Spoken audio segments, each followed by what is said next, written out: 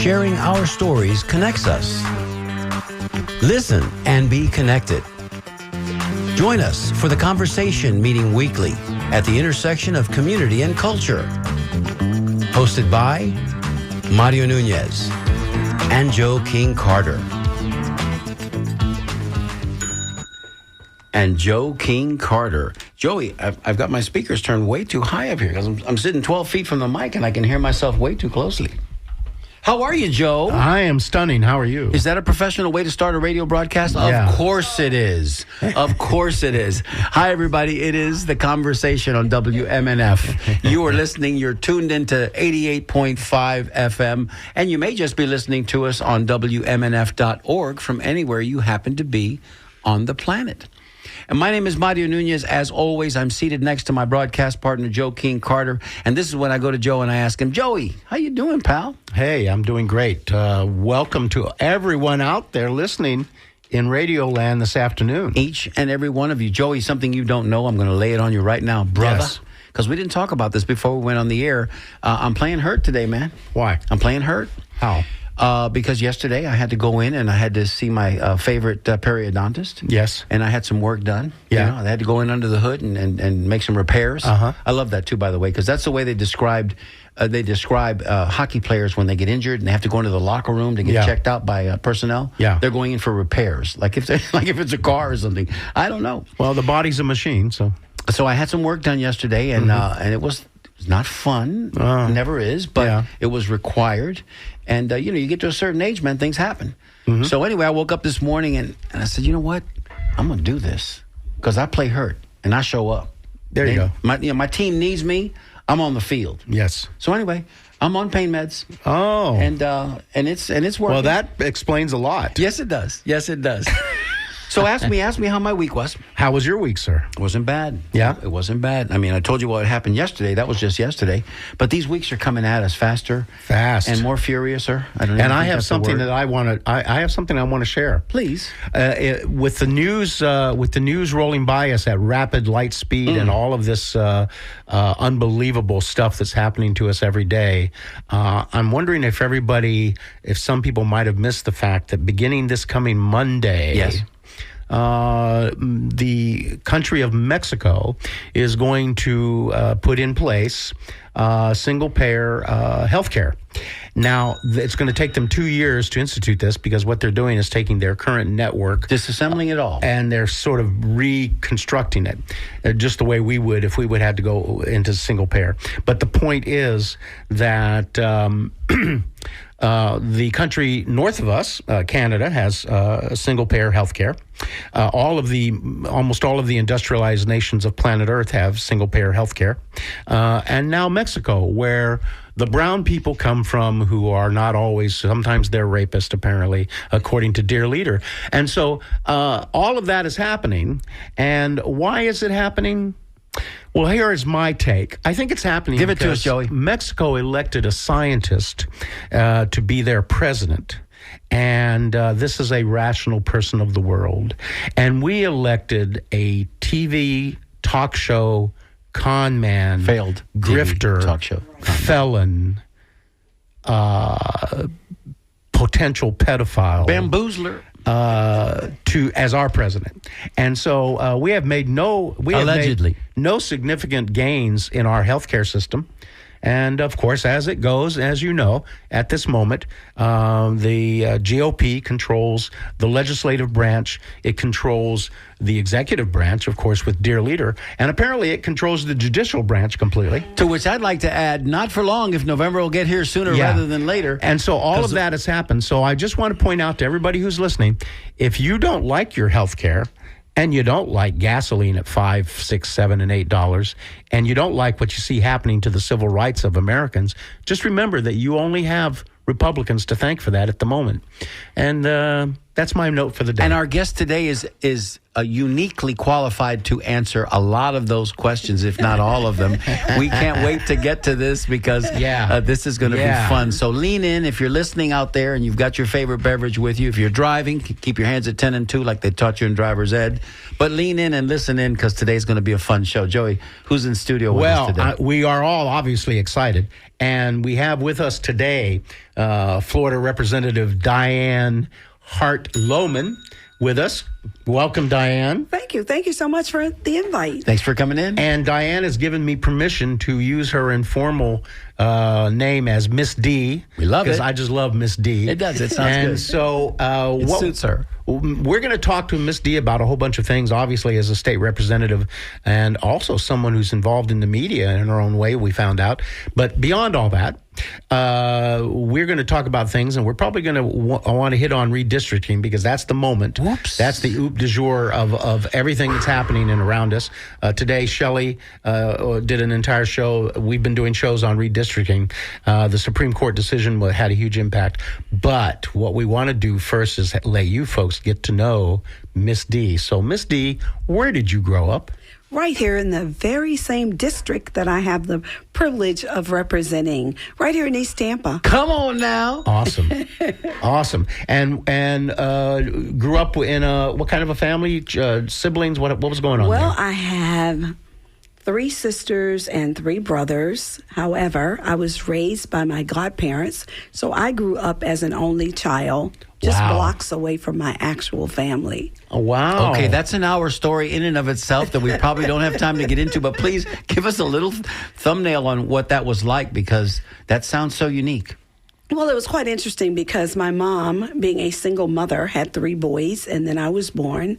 And my grandmother, who my mom lived with at the time, they needed a babysitter for me because everybody else worked. And my godparents, my godmother did not work. She was a housewife. They let her keep me. And as a result of that, when they started trying to take me back home, I would cry. There was resistance. There was resistance. Right. So they decided that since she had no children, she tried at least 5 times to have a baby, and she had miscarriages every time.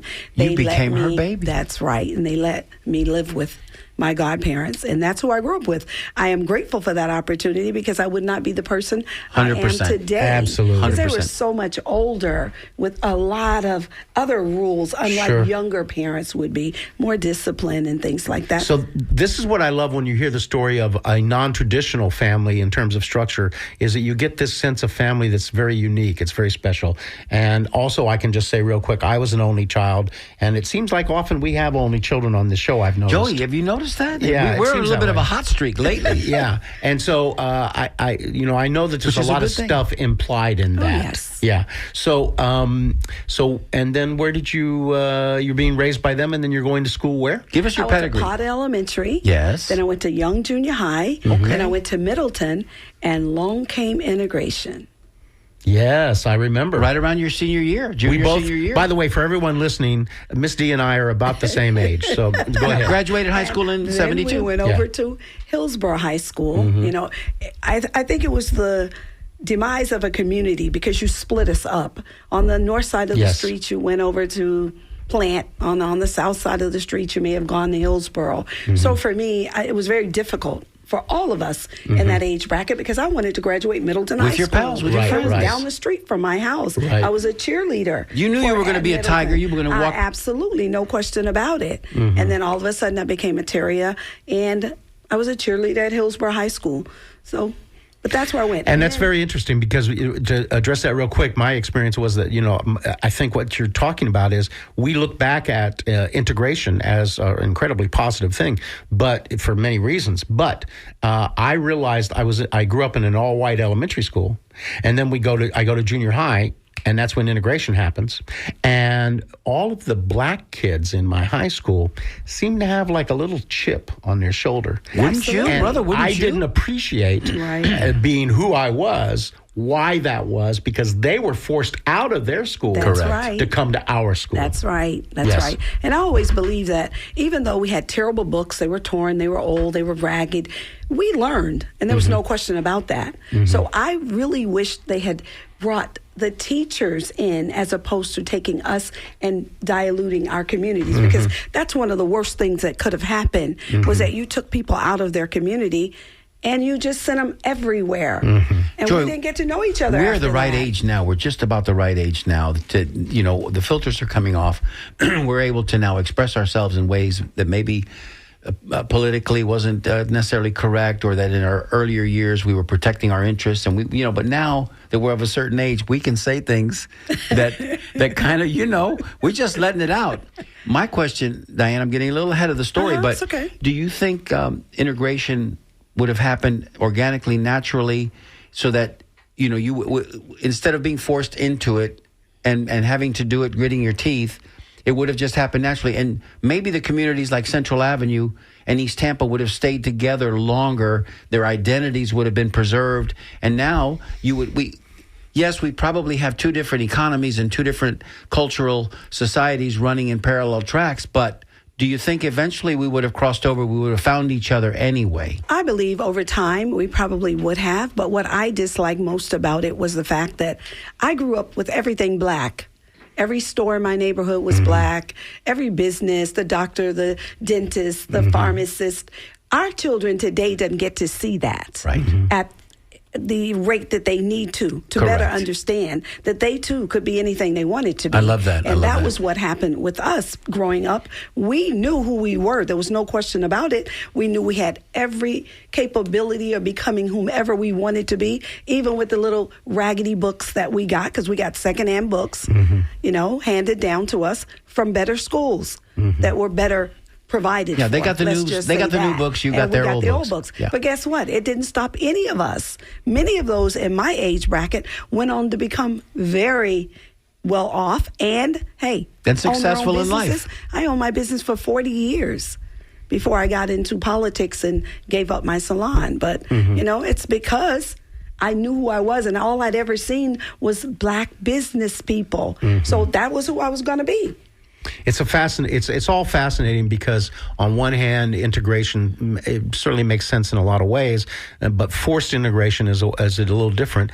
But it's all fascinating because I can see how you and your community would feel so comfortable with people that you knew all around you. And it was a fascinating time for me because my little white eyes and entitled eyes were expanding daily because I was like, I didn't know that was happening. So yeah. I will say this, Joey, that our sports teams and our band instantly got a lot better, man, because that you introduced that mix. And an argument could be made that nobody wants to be told to eat Brussels sprouts, but if you happen to find Brussels sprouts later in your life and you realize you love them, you know what I mean? It's like, no, I'm not going to eat it because you told me to eat it. Yeah. So there is the conundrum. So then you went to Hillsborough. You went to Hillsborough. I went to Hillsborough High School. I came out in 1972. I got a job with General Telephone. I was 18 years old when I went to work for General Telephone. I worked for the telephone company for 13 years. And having the background that I had where all the people I knew were business people, I went to work one day and said, I'm going to take that buyout that they're giving. And everybody looked at me and said, you're out of your mind. You got to take walking away from your retirement, girl? You're just going to walk away from your job. But what do you plan to do? And I was like, well, I'm going to do what everybody else does. I'm going to pray about it and then go find, he'll bless me what it is I'm supposed to do, right? So I put in my documents. I promised to stay to January. I left in October. They were very disturbed because I worked in corporate accounting, the only clerk in corporate accounting, helping with their tax returns at the end of the year because I was going to start it over at HCC, going to take accounting. I decided, no, you know what I think I'm going to do? I'm going to own a beauty salon. So there I Too much personality to be an accountant. Quit my job. Yeah. And took my little buyout I think it's a better money fit. Yeah. And went on off to beauty school that I hated over at Irwin. And then they threw me out because I was a little on the Because she hated it. And I can do this better. Let me show you how to do this. Right. Yeah. So they put me out of school, and I ended up going to Terrace Beauty College, the best decision I could have ever made. Oh, wow. And I met a fantastic black woman who just was fabulous. And that started my career. I hooked up with two other ladies. We bought a little tiny shop. I didn't have a license, but I went to work every day.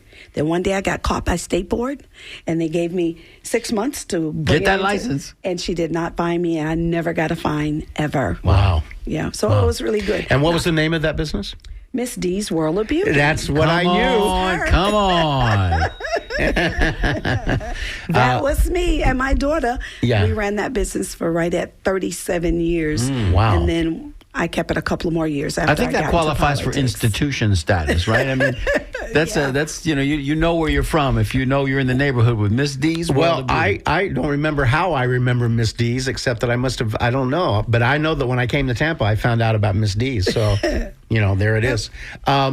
So in that process, you're connecting very strongly with the community. Oh, yes. Because the community is your client. That's right. So to speak. That's right. That's right. I did the mom, the grandma, the great-grandma, all the grandchildren. Generational. Right, exactly. And my salon was one of those shops where if you needed something, you stopped in my salon to ask me, how do I do X, Y, to Z? Resources. And then sometimes, and they tease me now because things you forget.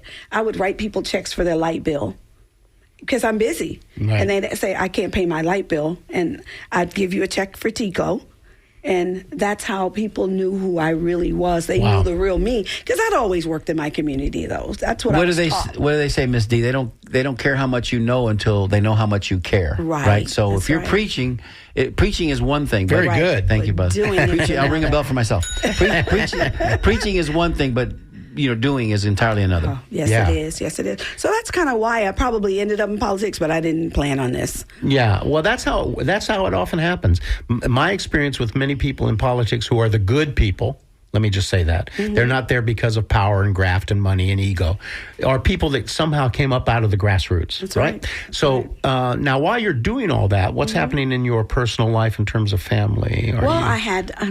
I got married. I had 2 children, Michelle and Michael, and then I got divorced, and I still had 2 children. Yeah, and then that's the way that works, huh?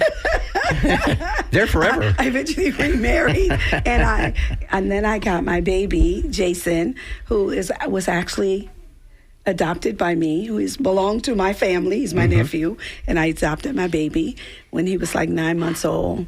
Awesome. So I was extremely busy, though, all the time. I was always doing something out in the community. We did back-to-school stuff, everything you could think of. We tried to provide to help our community. There's another theme, Joy, that it seems to permeate our studio when we invite guests to come on, and we don't know about them, and then the revelation reveals itself, and we're like, oh, my gosh. One thing.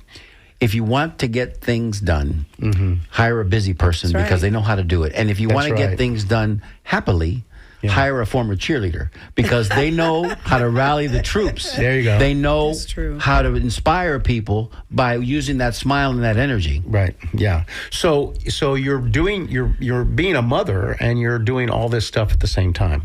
And then what happens next? Well, as we go along, one of my girlfriends comes to me and she's like, you should run for public office. And I was like, you got your mind. She said, no, you really should. So I said, okay, if I'm going to run, am I running for city council, county commission? Surely I'm running local. And she was like, no, you're running for state. And I'm like, are you crazy? She was like, no, that's Janae Murphy, one of my dear friends. And she was like, no, listen, everything that this community needs, they come to you. So you need the title. Then that would just allow you to help that many more people. So you really should consider this. I said, well, let me go home and talk to the kids, see where everybody's lives are. So I went home and had this conversation with my children, and my son was like, Ma, you should do that. You could really help people. I'm thinking, that's what you say. I don't know anything about Tallahassee. Right. I know about local government because I had been involved in helping candidates run. And, of course. I'd been on Beauty shop. Come on now. Campaigns. I closed my shop down when Did you help President Obama? Sure. I closed my shop for 2 weeks, and we ran door knockers out of my salon. We knocked over 10,000 doors just in a couple weeks. Wow, so, bravo. Give that a bell. Yes, and does Barack, thank you for reminding me, and does Barack and Michelle know that? They don't know me personally, but Come I on. can tell you, I got Christmas cards from them and all kinds of little things down through the years from them. That's how you do it. But they knew something about us here in Tampa. The effort was being done. Not up close and personal, but I was at the inauguration. I got to go to their dance. I was standing right by the stage as he was dancing with her. So, yeah, awesome. I really That's enjoyed very cool. that. What a so wonderful time. All those years of involvement, you were in fact doing, and what I'm hearing is that you were doing politics, you just didn't know you were doing politics. Right. So you're going to these various events, you're going and probably fighting for a number of little causes in your community that support your community. Absolutely. People needed sidewalks in East Tampa. Correct. Actually, we had over 500 vacant lots in East Tampa, and they all were overgrown grass had grown over homes in East Tampa. Unbelievable. So I went in. Do you all remember Code Betty Wiggins? Who? You remember Betty Wiggins? Yes. Who The sat name- in on city council for like 9 months? Yes, That was my mentor. So we put together. You learned from some viable We put forces in the together, community. A presentation that I presented to City Council. We'd gone out and taken pictures of all of these properties and all of these homes that were covered in greenery. And I stood before council, and the mayor saw it. It was Dick Greco at the time. And we basically shamed our city that you could have 500 vacant lots in somebody's community and not care at all. Code enforcement was not forcing them to be torn down. Lots were not being cleaned. He committed to cleaning it up, and he thought it was funny. He said, if you all can build 500 houses, I don't believe you can do it. So 7 not-for-profit organizations got together. Ms. Wiggins ran East Tampa Business and Community Development Organization. Back then it was called East Tampa Business and Civic Association. And sure enough, those 7 organizations got together, and the city paid for every lot to be cleaned, every house to be torn down, and we begun to build. That's And how it that's works. what started. You transformed works. that community. That began to transform and that also our feathered your bed a community. little bit because people now, they know you're somebody that gets things done. Did you? That's right. What was that process historically speaking at that moment in time? Was the East Tampa CRA very? CRA had not even Not exist. hadn't come Didn't yet. exist. CRA came later, which Oh. I sat on the CRA and helping to develop the CRA along with Betty Wiggins and Chloe Coney and some other folk. We had over 45 meetings with our community as we began to put together the CRA. But yeah, that 7 square mile was not in existence back then, but it Wow. came along Wow. after that. Yeah, so this is the experience you have when you start doing community work and you get kind of pulled in and all that stuff happens. Is there's so much power? There's so much power in the grassroots level of organization. And you know, when I started in Ybor City, nobody on all the committees I sat on and all the various processes I worked on, nobody ever once said, "Are you a Democrat or a Republican?" Nobody cared. Nobody No, cared. just get things done. Just Help get me things fix done. this. Yeah, Let's let's just get things done. Exactly. Yeah, absolutely. Exactly. So, so then you haven't started to run yet, but Oh, you're, no. but you're being prompted by Right. people. And let's talk about now what happens next. Well, Murphy convinced me in 2016 I should get in the race, as you all probably know. I was running against the sitting representative, Sean Shaw, and on election night, I lost that race by less than 100 votes. Wow. My campaign manager cried all night long. Wow. My thing was, don't cry. It wasn't my turn. I'll be back. And I thought, I'm done. I'm not doing this again. I'll lost be back. 40 pounds.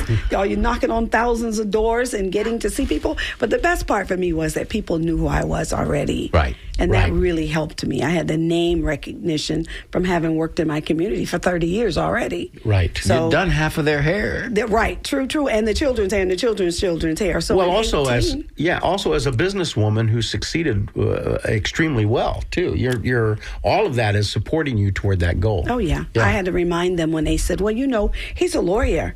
And I said, I'm way smarter than him. I've been writing paychecks for 37 years. Who's the smartest? Me or him? Should we? Yes, we should. Yes, we should. I'm Yes, we the should. one Right. who was really smart because I've been writing paychecks for other people. Yes. People don't put enough emphasis on that, although we did with this POTUS now. That's what's got us into trouble because people think for whatever reason he can run. He's a businessman, so he runs. However, we know now much, much more so. But when people are doing public service work, it does help to have a business background. It helps because you still got to look at books. You still got to decide budgets. You still got to know Right. where's the money going to be best spent. And you always got to stay within your means or try to. That's right. So these are things that are important, critical. Yeah, absolutely. And business. And by the way, also we see business people. Another reason we favor business people in politics, which I think, frankly, is a mistake. Right. In many Agreed. cases. Can be. But the point is, nobody is making those hard decisions better than small businesses. Not a guy that's building casinos Right. around. It's somebody who's really working at the Right. grassroots that you can right. see you can see what they're made of. Yeah. Right. Joey, let's take a quick second here. Okay. Let's do a little station ID, reintroduce our guests when we come back on the backside, and then we've got to hurry along, Joey, because I know, we got we've some got stuff. some stuff to talk about. Yes, we do.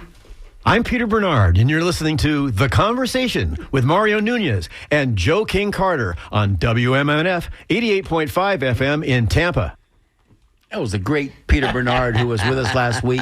We had fun. We went out to have a little nosh with him after the show, and we got to know Peter a little bit better, and his wife Kim that was here, and we just had a great time. And thank you. And if you didn't get to hear that show last week, we encourage you to go to the archives and give it a listen. We'll also give you the phone numbers now if you'd like to join us here on The Conversation. We're talking today with Miss Diane Hart, who is... I know. Why do I got to say that? Well, I didn't write it down. December That's why 6th. I need you to write it down. I'm going to write it down. And then I'm going to take it from the top. It's real safe to say Miss D. I know. We're sitting here talking with Miss D, who knows another lady by the name of Miss Diane Hart Lohman. So today we're discussing all things East Tampa, which is where Miss D grew up, where she's made her bones, so to speak. That's right. And now presently she is serving a much wider and larger community. So Joey, now let's get into some of the deep running water. What do you say? Let me give these numbers away. 813-239-9663. You can always send us a text, 813-433-0885. Emails are welcomed. DJ@WMNF.org. So now you are running and you have lost a race, and what's next? And then the kids convinced me that, Ma, you should reconsider running in 2018. And I thought, that's a lot of work. But, okay, I know we have this in 18. No question asked. We have 5 people in the race, and I come out with 50% of the vote at 7:30. Nice. She calls me, and she's like, hey, Rep. And I'm about to faint. What do you mean? There's 5 people in this race. She says, you got 50% of the vote. Nobody can possibly catch you. So you're in. And that is when I became State Representative Diane Hart. Wow. So now let's talk about what that is, because we both have a dear friend, Sarah Romeo, who was a state rep. And if she's out there listening, hey, Sarah, what was that experience like? I mean, what was it like to pack up the car and go to Tallahassee that first time? I can tell you, nobody really tells you what Tallahassee is going to be like. Right. So I'm trying to encourage the young lady that I'm supporting that's going to be running behind me and help her to understand, because somebody should have told me. I may have changed my mind and given it back, but nobody bothered to tell me how much reading I had to do. Did I go to bed reading? I get up reading? Yes. And how many meetings the learning curve is incredible. How the people are just... when you walk down the street, hey, Rep. I'm like, what's wrong with these folk? They're genderflected. And I'm like, what's wrong with everybody? They act like you're somebody special. I'm just still me. Right. But then they say, no, you'll see in due time. You got to grow into the that. power that legislature yields. And it's terrible. And I think it's because they have so much power that it goes to so many people's heads. Of course. And then you forget who you really are. I had a guy on 29th Street say to me, Miss D, if you ever change, please don't. I said, don't worry. If I change, I'll be home. I promise you. I will always be me. And I've held true to that. When I come home, I visit all the dope holes.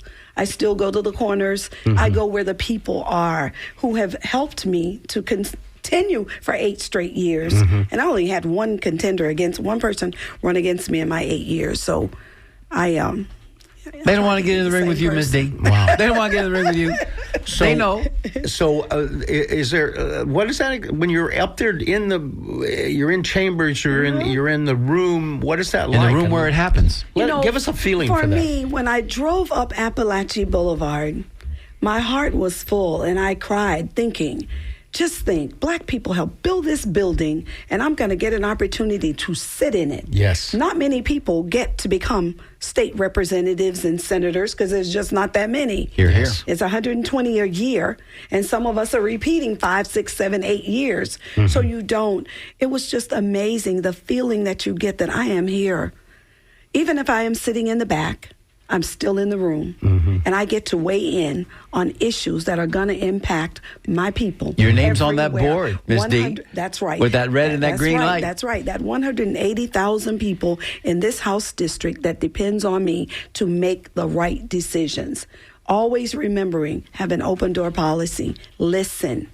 Because you're there to represent people, not yourself or special interest. Yes. So it's a phenomenal feeling of gratitude for me. You keep talking like that, Misty. You keep talking like that, and you might get elected to higher office. You be careful now. I'm not going anywhere other than home with Thomas Loman. Okay. All right, Mr. Loman. Mr. Loman, get ready. She's coming home. That's it. So we got to get to some of the subject matter here. Yes. So we are so grateful that you came in today because we have so much to talk about. Well, let's start with what's this. important. Let's start with the top 3 most important items. Let's start with this. Obviously, as I mentioned earlier, what we are all involved in now is all of this sort of redistricting stuff that's come forward. First of all, from the national, federal level, from the Supreme Court and the Voting Rights Act, and then down to the state of Florida, which apparently our governor believes that Florida is his personal business to do with what he wants. We are going to be redistricting, which will be adding 4 more seats. It's going to add 4 more Republican seats. I'll step up right now. I'm not a journalist, so I get to be biased. I'm going to let you know that if you have a bad product, you don't want voting to work for everybody because your product is not going to sell. And so it is in the nature of this other party called the Republican Party to interfere with voting apparently all the time. But let's talk a little bit about your attitude about what's happening in Florida first. Well, first of all, when we talk about redistricting, I think about 2010, when we thought we'd ensured the ability to be able to elect the people of your choice. Yes. And we thought back in 1965, when the Voting Rights Act was put into place, surely this will secure everything and you don't have to worry. Yes. Then I think here we are in 2026. Voting Rights Act is out the door, Section 2, you've gutted it. And you've decided, Governor, what you want to do. But you know what? People can make that not come true. The 4 people that he's trying to put into office doesn't necessarily mean they will get elected. We, as Democrats, we've got to get our butts out and go vote. We've got to register. We've got to ensure that our seniors' signatures match all the things that they're going to be using against us. Correct. In this upcoming election, we've got to take those things and use them back against them. They don't want you to vote by mail. We've got to vote by mail. You don't have to show up at the poll. It's scary to think that they may have AR-15s at our voting polls. That is insane. Just the thought of that. People will be afraid to go vote. So there's so many things that we're going to be able to do that they think they can just come in and take these seats. I don't believe that the people, either Democrat or Republican, are going to put up with this foolishness that you do whatever it is you want to do because you can. And then when you have somebody presenting a bill that doesn't know anything about the bill, who wrote the bill, what kind of data is in the bill, and she keeps saying, well, I don't know. I wasn't a part of that. And you're carrying a bill for this man, then you know nothing about it. And then all of the Republicans jumped on it. A few did vote no. So we're grateful to their for those credit. 2 or 3 because they know better. Sure they do. Right. So this redistricting is very ugly. And I don't believe, though, that they're going to get what they're expecting. I mean, they might take somebody's seat, but it won't be easy. But when you say they're not going to get what they're expecting, they apparently are going to get it. There isn't going to be, I mean, is there yet a possibility that the courts will fight this? Probably not. Who owns the Supreme Court? Yeah, I get it. Okay. Trump. DeSantis, the Florida Supreme Court. That's right. He owns it. So, but the crazy part is, like Kathy's seat is so red now. It doesn't mean she can't win it. Right. Correct. You know what I'm saying? That's why when I say... Well, that is the goal, right? That's right. That's their goal, I should say. Because you've taken people out of there doesn't mean that she can't still win it. And by the way, what this reminds me of is the famous prayer by the priest during the Nazi regime who said, they came for the homosexuals and I didn't, and nobody said anything. And I didn't, it wasn't affecting me.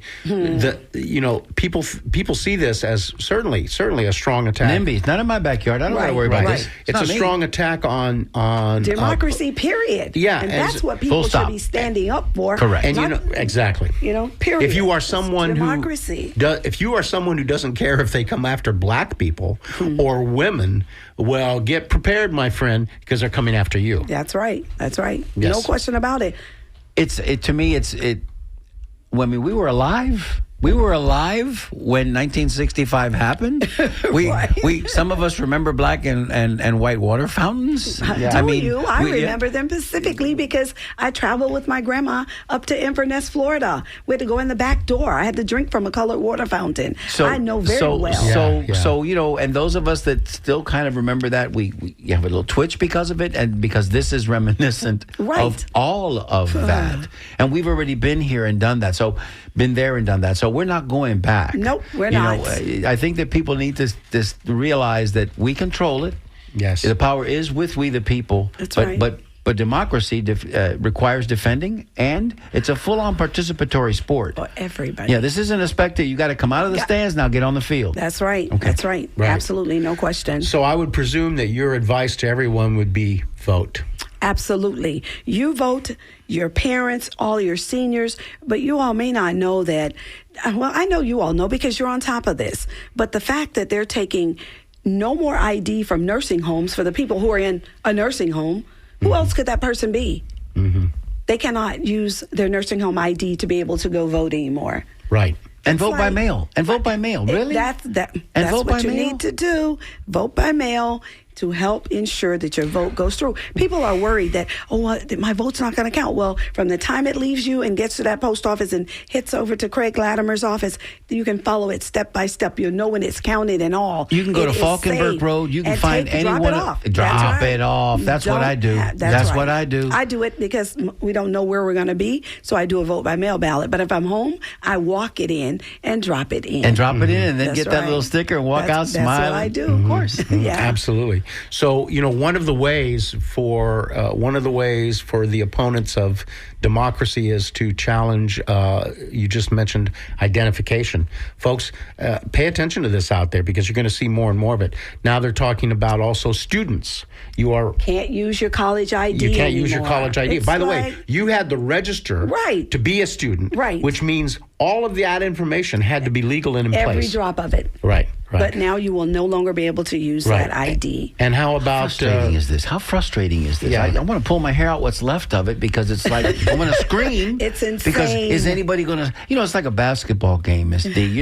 If the guy is driving the lane, he's going to the hole, and you're just letting him do it, then that's what they're going to score on you. They're going to dunk on your head. But somebody's got to stand in there and take that charge. Somebody has to prepare themselves, stand in there and say, okay, not today.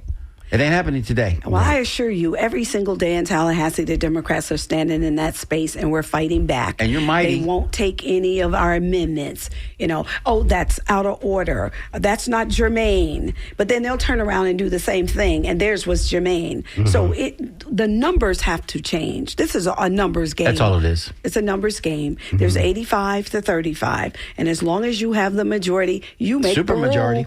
You make the rules, and that's what they've done. But I believe that people are watching and paying attention, and I think that all of us, black, white, Hispanic, everybody's got to stand up and push back. Do you believe that in some of these elections where we're seeing now red districts swing, 20, there were 13 one way, they go 12 the other way, it's a 25-point swing. That has to be because there's a crossover effect. That has to be because people that are quietly going in there, they're voting, they can't tell their family that. Right. But they realize, they got grandkids, they got daughters. And they want the best for their families. I do. I want my grandchildren to have a better life. Right. And if they have their way, there will be no life. What's on that paper? I see some highlighted stuff on that paper. I kind of highlighted the fact that, this has been a landmark federal statute since 1965, the Voting Rights Act. And you gutted Section 2 of that Voting Rights Act. So I just kind of highlighted it. Congress amended the act 5 times to expand its protections. Wow, it's amazing. And it'd take them twice to disband the entire... Right. And it was a white Southerner that did it, if I'm not mistaken. It was Lyndon Baines Johnson that championed this back in 65. Yep. So it just said the Voting Rights Act of 1965 is what enabled African Americans to register and vote and ban tactics designed to keep us away from the polls. Here we are in 2026 with them trying to make it more difficult, to suffocate you completely. Absolutely. And stop they're not going to get away with it. No, they're not going to get away with it. And we're going to see to it that they don't get away with it. And by the way, and I think we all can assume this and know this, that they know that they're in deep trouble. Sure they do. They know that coming up in these midterms, they're in deep, deep trouble. Now we have states where they want to redistrict now. They want to redistrict while now. elections are going on in Louisiana. Hello, Louisiana. We see you out there. We see what you're doing. That's shenanigans. And so, this is because they see what's happening. And I think you could possibly predict a pretty strong blue wave happening through the country. And they're petrified. Joey, it's coming, but don't let him. Don't tell them. Don't tell them. Hey, let's go to this phone call, Joey. Absolutely. They've been patiently waiting to talk to us. Annie, we see you there in Palmetto, and you want to talk to us about vote by mail. Let us know how you're doing down there in Palmetto, Annie.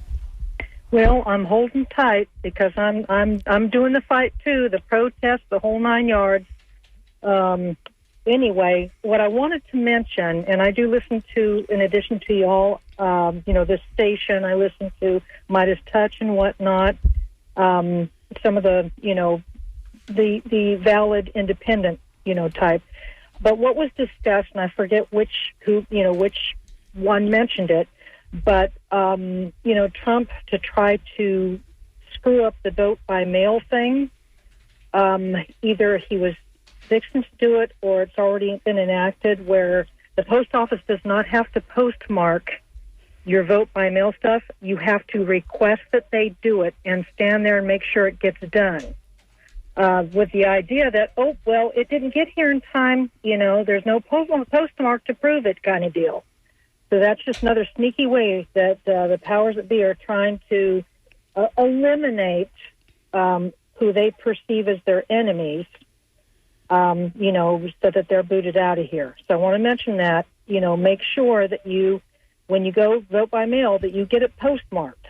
So there is a date showing that it came in within time, as opposed to them, saying, it didn't get here in time, doesn't count. And then when that clerk takes that stamp and stamps it on there, whip out your phone. We know you got it in your pocket, and take a picture of your ballot. That's true. Listen, man, use that phone for something other than a phone. I'm not saying you, Annie, because I know you're doing this. But listen, I want to say thank you so much for continuing to resist, continuing to put up the good fight and bring 3 or 4 people with you. And I'm going to make a suggestion to everybody listening out there in Radio Land that, if you've got... everybody's got a phone. We were just alluding to that. And, of course, you leave a voicemail message for those calling. Hi, you've reached Mario's cell phone. Listen, I can't take your call right now, but at the sound of the tone, please leave your name and number and a brief message. I'll get back to you as soon as I can. And don't forget to vote. Right. How about we all say that? How about we all put that on our voicemail? Everybody listening. And by the way, Annie, I would like to say thank you for your information because your vote is precious. It's important, and I would say that anything you do to ensure that vote gets all the way through to the very end is a good idea. It's valuable. Yes. So even though it might seem to someone on the other side like, well, they're being a little paranoid, nope. I think that I think that's a great idea for you to make sure that if you're going to walk it in anyway, say, I want to see this thing stamped. Absolutely. So when you walk into the halls of Congress, state legislature, and you go through, you have your subcommittees and you're doing all the things that you do because, people just think that you are on the floor and you vote on things. No, they got breakouts, they got subcommittees, they got chair positions. We're not in the majority, but there's a whole mechanism by which this is when you're up in session, it's a lot of sleepless nights sometimes. Yes, because you got to burn that midnight oil. You got to bone up on what you got to read about. You got to know and got to make phone calls. You got to be connected. Yes, you do. How exhausting is that? And Very. Then, thank you. I mean, simply because sometimes you get a bill tonight and tomorrow morning. You got to vote on it. You got changes to it. Okay. And then you go into committee and you say, I'd like that bill. And then by the time you see it again, what happened here? To the Change bill? that. Yeah. That's not the bill I thought I liked. That was delivered to my house last night. So a lot of times they wait till the last second to give you the changes. By design. Absolutely. Mm-hmm. That's what happened with the maps. We never saw the maps. They're just trying to game Fox the system. News put the maps out red and blue. Mm-hmm. We did not get the map. Mm-hmm. Yeah, somebody leaked the map. Somebody leaked the map the next day. Wow. And So how important are whistleblowers these days? Yeah, really. We got to protect our going to jail, whistleblowers. though. They're not letting whistleblowers tell on anybody. We got to protect those Yes, people we that are need willing to to. take those chances. So before we've been we here get before, there- y'all, we've been here before. This is not new in history. No, it's not. Since we crawled out of the slime, it's all about one group is dominion over the other group, and if there's a legislative Craziness. process involved, then all we're trying to do is game that system. Yes. And that is going to be the U.S.'s demise unless we come to a realization that, listen, ain't nobody getting out of this thing alive, man. No. We're all going to meet that one day. But what does it say about us as a society if we're not looking after those that have less than we do? Come on, man. Right. I'm just saying. I'm preaching. Also, what may come out of all of this eventually is the awareness that we need to make some changes that are good changes, not the bad changes. So, so you are terming out this year. I am. Okay, in November of this. November. Okay. She said that with a sigh. Did you hear that? And so she said that. I heard it from here. So, what is going to happen in the life of Miss D in November? Well, I'm going to continue to do a lot of the things I do. I advocate for prisoners. Mm-hmm. Criminal justice is definitely my wheelhouse. Needs some Everybody revision. calls me Needs some revision when there. they want to know something about criminal justice. Mm-hmm. So I'll continue that. But I'm also a housing provider. Betty Wiggins, as you might know, was right Your there. champion, So yeah. we're going Right. to be building houses, apartment complexes. That's the job I'm looking forward to coming home to do. Oh, But in you. addition to Look at that, you. See? See? Yeah. In addition to that, now remember, I have a television show. I have 2 television Let's talk about shows, your television and I have a shows. Facebook page every Saturday. Let's go ahead and morning. promote your shows. Go Let's ahead. do that. Let's do that. Where They Now is a broadcast that I do where I interview entertainers out of Detroit, California, New York. They're everywhere. Mm-hmm. We do it by Zoom. So I do that once a week, every Thursday night at 7:30 on Detroit Hot Television Facebook page. So you can catch me every Thursday night. I'm there. On Wednesday nights, you can catch me on Roku on the Lit TV network, which is my show, and I talk to our local people here in our city, and we talk about a vast number of things. I try to push things that are happening in our community that can help someone else. Right. And Saturday mornings, I talk politics. Almost every Saturday morning, 8 o'clock from 8 to 9. Our shows normally run to about 10. We're always trying to get out of Lots there, to but talk about, Ms. D. people- Yeah, people, listen, they're steady sending you questions that And we you have wanna to answer them all. Absolutely, we do. And if you get an opportunity to get up on the Facebook page, I've interviewed Jerry Demings, who's running for governor, and I'll be interviewing all the other people who are running for various offices around the state of Florida. Excellent. So that people at home get an opportunity to hear from people. And those are people who don't go out to our forums and that kind of stuff. Do we need But- to whisper into David Jolly's ear right now to tell him how important it is to come see Miss D and come talk to Miss D? Oh, no, all I need to do is make that phone call. There to you them, go. which I'll I'm do. thinking you got him They on know. speed dial. And how closely, Joey, how closely is Miss D watching this next mayoral candidate Oh, race? my God. Because she's got some important business to do in the next few years. Yeah. I do. How closely is she watching that Listen, race? I'm trying to figure out why does so many people keep getting in the race. Yeah. I need y'all to stop. Stop. So I can try to figure out, weed through the weeds to see Who who should- yeah, should absolutely. be there. So why do so many candidates get in? If you know they're underqualified and then they got no chance in hell.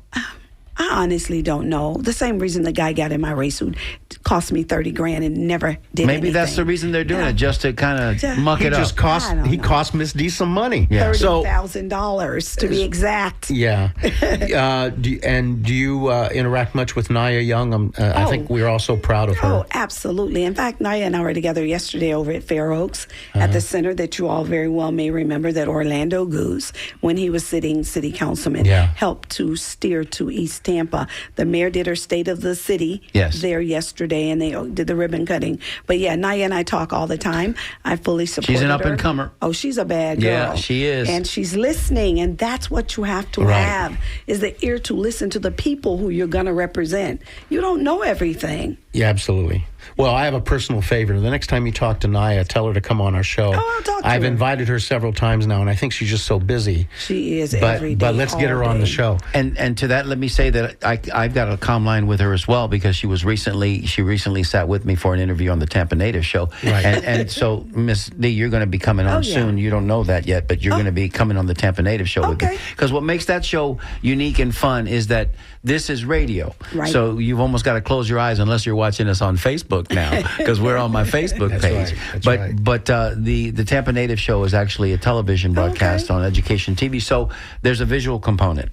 Right, and you, it's long overdue that you come on. Oh, I'm happy to do long that. overdue. So I had Miss Naya on 2 weeks ago. Oh, okay. And she lit up the room, and I didn't know that much about her, but boy, at the end of that show, everybody knew a lot about her. Right, and she's an open book, and she's a phenomenal young woman. Very talented, and she is coming, and they better get ready for it. They better get ready for Naya. She is definitely coming. So. We kind of glazed over this a little bit. You're interested in what you're going to be doing next in building housing. This is one of the critical issues in Tampa is affordable housing, right? Do I know? Yeah. Do you know? I know you do know. Nationally, but especially here. Yeah, especially here. With the prices doubling and tripling on people with rent. And then when you toss in the piece for the property taxes, don't forget about that. Yes. People who are renting, if that were to pass, the owner of that apartment building will be passing it down to the renter, of course, who's going to be paying triple, and it will be cheaper for them to own a house, in all honesty. Yes. But the thing that people are having a problem with, and they say, well, it's $400,000 in East Tampa, but you have your CRA, you have down payment assistance, you have a number of avenues to be able to drive the costs down for a house in this particular area. But housing everywhere is far more expensive than it should be. And there's going to be a bubble, and people are beginning to look at this foreclosure rate now. So that's coming again. Haven't we been there saw in before when we went through that in 2007, 2008, predatory lending? I know all about it. I was there. Yes, absolutely. So what is do you have a way of addressing the insight into how to make affordable housing work in East Tampa? Well, we do have, some insights, and that's by partnering with other individuals. Okay. I actually had an opportunity, was it Thursday night? I don't know, my nights, all the days go together, to meet with the Consulate General out of Japan, and they're doing something over in Orlando on housing. Wow. And they're bringing it in at a much cheaper rate. So I'm going to be having some conversation with them, but I'm open to talking to everybody because we've got to have housing. Children do better in school when they have a stable place to live. 100%. And that's critical. Our teachers are sleeping in their cars, and our nurses can't afford the housing. And so we've got to make it happen. Sadowski Housing Trust Fund, even though I'm leaving, I did talk to one of my Republican colleagues, and he said he would reach out to me, and we're going to work on that. That's a bone of contention. We're going to work on those dollars to try and get them back to where they used to be, where all of it went to housing. Correct. Now it goes in, part of it goes there, and the rest goes to general fund, and they get to spend it however they like. And we can't do that. I have a suggestion for a new business idea. Okay. I call it Miss D's Power Pills. I think if you could somehow bottle the energy you have and sell it in pill form, I know I'd be taking them every day. Well, let's just put it this way: you are quite amazing. She's got a lot of mo to give. Okay, and she's not through, even though she's termed out. That. Yeah. She's termed out in Tallahassee. She's going to be and is a force to be reckoned with right here in our community. Yeah. Grateful we are that you came in to speak to us today, and we only scratch the surface. Yeah. I mean, there's so much more to talk about. So much. And you will do some of that on the Tampa Native Show, I promise. Okay. But before we get out of here, is there anything, because we always that say you would this, like to share? Yeah, if it's important to Ms. D, it's important to us. Well, I just want people to be paying attention. Open your eyes. Be prepared to vote. We've got to get out and go vote. Pay attention to property taxes. Don't think you're getting ready to make a whole lot of money, because you're not. You're going to lose so many services if this bill passes when we get back to Tallahassee. And then you're going to have to pay for those services. What? You're going to pay fees on everything. That's right. Your sales tax are going to have to go up. You're going to have to replace $18 billion around this state. Where are you going to get it from? Where are you going to get it from? But you know what the legislature said? Tighten your belt. Tell them to try to tighten theirs, who've come to Tallahassee poor and are now millionaires. So they don't have to tighten their belts, but they want to tell us to tighten ours. This house of cards is about to come tumbling down because it's unsustainable, Ms. D. You know, as a businesswoman, it's unsustainable. Absolutely. And again, I take it back to, what does it say about us as a society culturally? It says we ain't worth a plug nickel. That's right. If we ain't looking out for each other. And for those who are That's least of them. Yes, what we're here to isn't that the protect. Christian thing to do? Isn't that what they talk about? Yeah, you know, wear that cross around your neck, y'all. Go on. Go on with it. We see it.